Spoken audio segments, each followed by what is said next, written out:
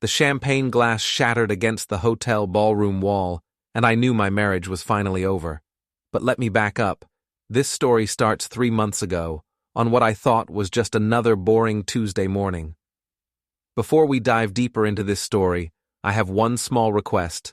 Please subscribe, drop a like, comment, and hit that hype button to boost this channel so more people can discover these incredible Reddit stories. My name is Sam Porter, and I'm 41 years old. I work as an insurance adjuster, which means I spend my days telling people why their claims got denied. It's not glamorous, but it pays the bills. Or it did, until my wife Rachel decided to blow up our lives. That Tuesday morning started like any other. Rachel was in the kitchen making her daily green smoothie, scrolling through Instagram with one hand while the blender whirred. She's an advertising executive, one of those girl boss types who posts motivational quotes about crushing your goals. At 38, she still looks amazing, which I used to think was lucky for me. Now I know better. "Big pitch today," she said, without looking up from her phone. "Might be late tonight." I nodded, nursing my coffee and hangover. "Sure thing, I'll grab dinner with Pete." She kissed my cheek, a quick, distracted peck, and rushed out the door. I noticed she'd left her phone on the counter, buzzing with notifications. The screen lit up with texts from Jamie, her work friend. But these messages didn't sound like work talk. "Last night was incredible. Can't wait for our trip. Drew says the hotel has a hot tub on the balcony." Drew. I'd heard that name before. Rachel's work husband, she called him. Some tech entrepreneur with more money than sense. The kind of guy who drives a Tesla and talks about disrupting industries. I scrolled through Rachel's Instagram. There it was, a photo from last weekend's work retreat. Rachel laughing with a tall, handsome guy in an expensive suit. The caption read, "Nothing has changed." The comments were full of fire emojis and suggestive remarks from Jamie and Rachel's other friends. My hands shook as I set the phone down. 15 years of marriage, and this is what I get. But instead of falling apart, something cold and calculating clicked into place in my brain. If Rachel wanted to play games, I'd show her what a real game looked like. I called our travel agent, Sandy. She's been handling our vacations for years. A no-nonsense woman who doesn't ask too many questions. "Sandy, it's Sam Porter. I need to make some changes to Rachel's upcoming trip." "Of course, Sam. What do you need?" "Cancel her return flight, and I need her luggage rerouted to a different address when she lands." I gave her Marissa Wallace's address, Drew's wife. I'd looked her up online, high society type with an ice-cold stare and a taste for expensive jewelry. "That's unusual," Sandy said carefully. "Trust me, it's necessary.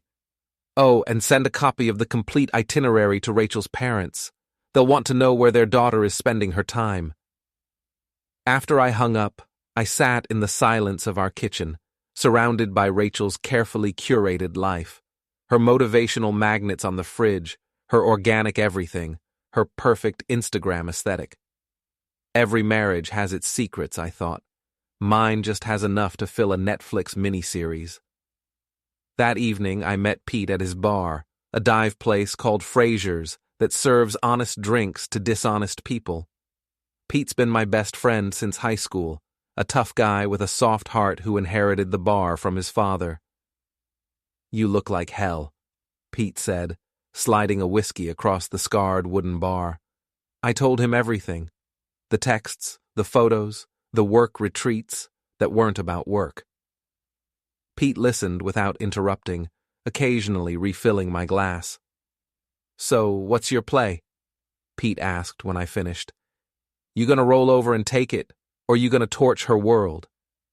"I'm thinking more along the lines of systematic destruction." Pete grinned. "Now you're talking my language." The next morning, I hired Rita Blake, a private investigator who used to be a cop. She had the kind of weathered face that said she'd seen everything twice and wasn't impressed either time. "Cheating spouse case?" Rita asked, not bothering with pleasantries. The works, photos, financial records, communications. I want everything documented. This gonna get messy? It already is messy. I'm just making sure everyone else sees it too. Rita nodded approvingly. I like clients who think ahead. While Rita worked her magic, I set the first trap. Rachel called me from Europe, her voice high and panicked.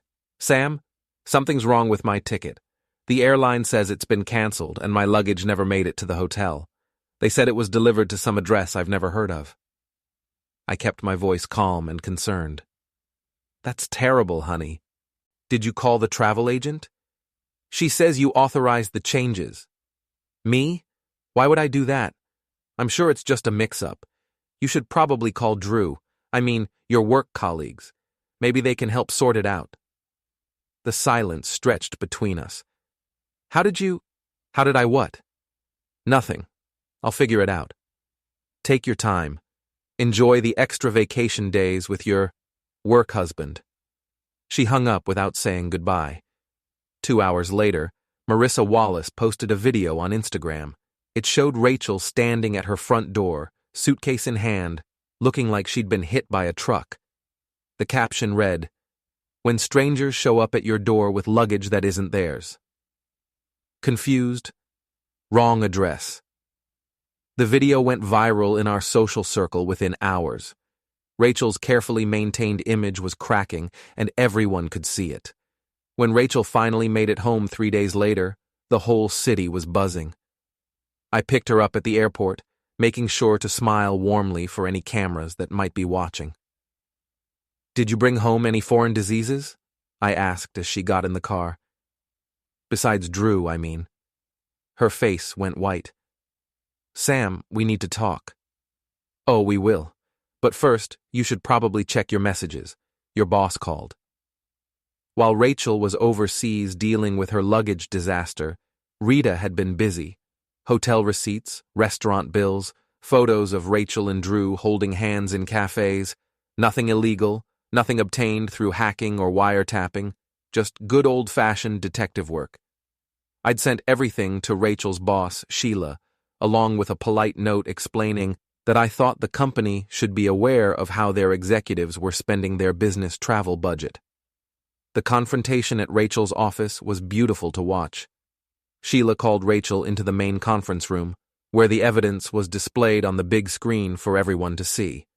Photos of romantic dinners, receipts from couples' spa treatments, hotel bills showing shared rooms.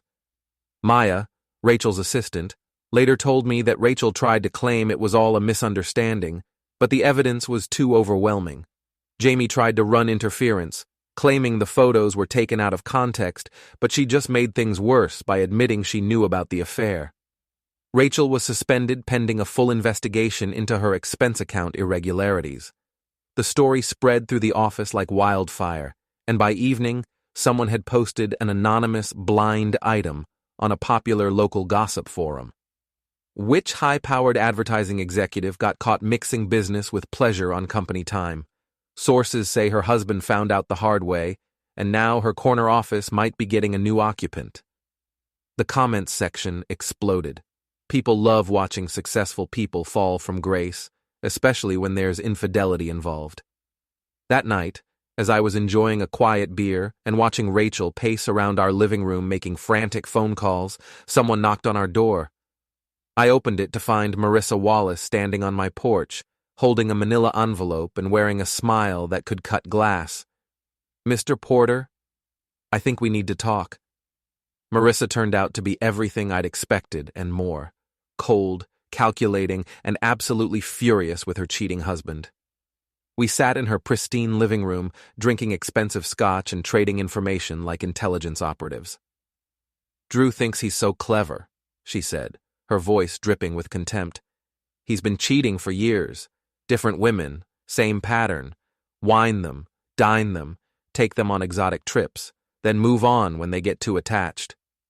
So why haven't you divorced him? Because divorce would be quick and private. I want him destroyed, publicly, completely. She opened the envelope and spread photos across her coffee table. I've been collecting evidence for 2 years. Financial records, communications, even security footage from our building showing him bringing women home when I was out of town. What do you want from me? Partnership. You want to hurt Rachel? I want to destroy Drew. Together, we can make sure they both lose everything. I studied the photos. Drew with various women, including Rachel, entering and leaving expensive hotels, restaurants, even Marissa's own apartment building. The man was either incredibly stupid or incredibly arrogant. Maybe both. What did you have in mind? Marissa's smile turned predatory. Drew's Tesla is parked in the building's garage. Security cameras cover every angle. What do you think would happen if someone, hypothetically, filled it with something that smells terrible? The next morning, I paid a visit to the fish market. The vendor didn't ask questions when I bought 50 pounds of day-old fish, and the security guard at Drew's building was surprisingly easy to distract, with a story about a gas leak in the parking garage. Drew's pristine white Tesla made the perfect target. I filled the interior with rotting fish, then used industrial-strength adhesive to seal the doors shut. I left a note on the windshield. Enjoy the smell of success. The security footage of Drew discovering his car went viral within hours. Someone had leaked it to social media, and the video of him gagging and retching while trying unsuccessfully to open his doors was comedy gold. The comments were brutal. When your karma comes with a side of salmon. Nothing says tech bro like a Tesla full of rotten fish. This is what happens when you sleep with other people's wives. Drew's reputation in the business community took a massive hit. Nobody wants to do deals with someone who's become a laughingstock. Meanwhile, Rachel's parents had received the travel itinerary I'd sent them. Conservative, religious people who'd always disapproved of Rachel's career-focused lifestyle, they were horrified to learn their daughter was having an affair. They showed up at our house for a confrontation that could be heard 3 blocks away. "You've shamed us all," her mother screamed. "How could you throw away your marriage for some playboy?" Rachel tried to defend herself, but her parents weren't interested in explanations. They left after disowning her publicly, making sure the neighbors heard every word. With her job gone, her parents refusing to speak to her, and her reputation in ruins, Rachel was forced to move out of our house. I'd already pulled all the money from our joint accounts and filed for divorce, citing irreconcilable differences and adultery. Her credit was destroyed, her apartment applications were denied, and she ended up sleeping on Jamie's couch. But I wasn't done yet. Drew, desperate and humiliated, cornered me in a parking garage downtown. He was trying to look intimidating, but it's hard to take someone seriously when everyone in the city has seen them crying over a car full of fish. "Back off," he snarled, stepping too close to me. "You don't know who you're messing with. I can ruin you." I looked him up and down. His expensive suit, his perfectly styled hair, his manicured nails. Everything about him screamed money and privilege, and the assumption that he could buy his way out of any problem. "You already ruined me," I said calmly. "You just didn't think I'd notice. Now it's my turn. I'm warning you. And I'm telling you, this isn't over. Not even close." He tried to grab my shirt, but I was ready for him. 15 years of marriage to Rachel had taught me to expect the unexpected, and dealing with insurance fraud had shown me what real desperation looked like. I stepped aside, and he stumbled forward, catching himself against a concrete pillar. "Next time you want to threaten someone," I said, "make sure you're not already the punchline of every joke in town." 2 weeks later, Rachel made her final play. She announced on social media that she was throwing a 25th anniversary celebration at the Grand Hotel's ballroom. Never mind that we were separated and in the middle of divorce proceedings. Never mind that everyone in town knew about her affair. She was going to throw a party and somehow convince everyone that her life wasn't falling apart. She invited everyone, our friends, her co-workers, even Drew and Marissa. The invitation was desperate and pathetic, but also perfectly Rachel. She actually thought she could Instagram her way out of public humiliation. I RSVP'd, yes, of course. I wouldn't miss it for the world. The night of the party, I arrived fashionably late. The ballroom was packed with people who'd come to see the spectacle, not to celebrate. Rachel had spent a fortune she didn't have on decorations, catering, and an elaborate photo slideshow playing on multiple screens around the room. She looked beautiful and desperate in an expensive dress she'd probably maxed out her credit cards to buy. Drew was there too, trying to look confident despite the fact that everyone was whispering about his fish car incident. Marissa found me at the bar. "Are you ready for this?" More than ready. At exactly 9 o'clock, the slideshow malfunctioned. Instead of the carefully curated photos of Rachel and me over the years, the screens filled with images from Rita's investigation. Rachel and Drew holding hands in Paris, kissing in hotel lobbies, entering and leaving romantic restaurants. The crowd went silent, then erupted in gasps and whispers. Rachel screamed and ran toward the AV booth, but it was too late. Everyone had seen everything. Drew tried to rush the stage, probably planning to shut down the equipment, but I was waiting for him. When he got close enough, I threw a perfect right cross that caught him square in the jaw. He went down hard, his expensive suit getting soaked with spilled champagne. "You want to finish this?" I asked, standing over him. "Let's go outside." But Drew was done fighting. He crawled away while the crowd filmed everything on their phones. Rachel completely lost it. She grabbed a champagne glass and hurled it at the nearest screen, screaming about betrayal and lies, and how everyone was against her. Security moved in, but the damage was done. The video footage was already uploading to social media. Marissa raised her glass in a toast. "To poetic justice," she announced to the room, "and to never trusting a man with a crypto wallet." The crowd laughed and applauded. Someone started chanting, "Speech, speech," but I was already walking toward the exit. Police sirens were approaching. The hotel manager had called the cops about the disturbance. As I stepped outside into the flashing red and blue lights, the crowd parted for me like I was some kind of conquering hero. Rachel and Drew were surrounded by jeering guests and reporters who'd gotten wind of the story. I walked to my car, got in, and drove home to my empty house. For the first time in months, I felt at peace. I always hated anniversaries, I thought, as I poured myself a drink. Turns out, they're a hell of a lot more memorable when you burn the whole thing down.